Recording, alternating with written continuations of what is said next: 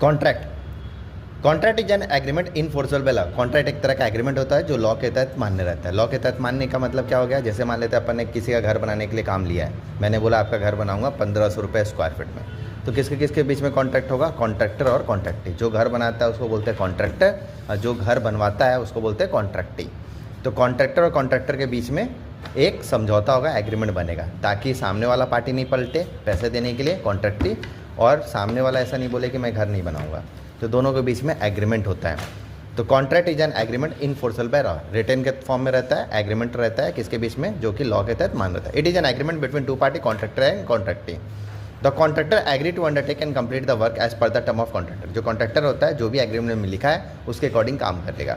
जैसे मैंने लिखवाया घर बनाने के लिए भैया अल्ट्राटेक का सीमेंट लगेगा, ठीक है, सरिया टाटा का लगेगा, ठीक है, उसके बाद बोलेगा छत की हाइट 8 फीट से ज़्यादा होनी चाहिए थी, मोटाई 4 इंची की दीवार नहीं चाहिए, मेरे को 8 इंची की दीवार चाहिए। तो ये सब लिखा रहता है कॉन्ट्रैक्ट में, उसके अकॉर्डिंग अपने को काम करना पड़ेगा। As per the term of contract within specific period of time, एक निश्चित समय के लिए रहेगा, and for particular monetary consideration.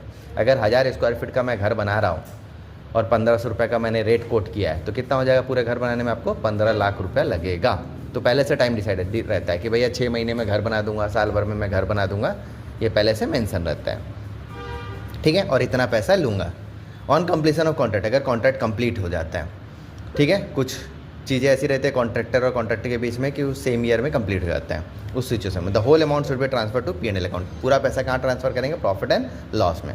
अगर कोई कॉन्ट्रैक्टर नया होगा तो उसको लॉस होगा, और कोई कॉन्ट्रैक्टर पुराना खिलाड़ी है तो उसको हमेशा प्रॉफिट ही होगा। तो डिपेंड करता है कि कॉन्ट्रैक्टर और कॉन्ट्रैक्टर के बीच में, ठीक है।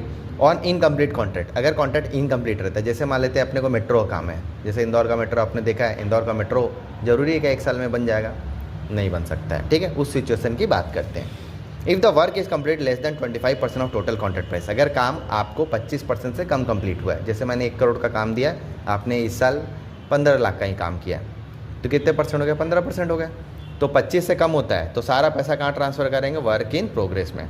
If the work is complete less than 25% of the total contract price, no profit is transfer to P&L account, मतलब कोई भी प्रॉफिट में ट्रांसफर नहीं किया जाता है।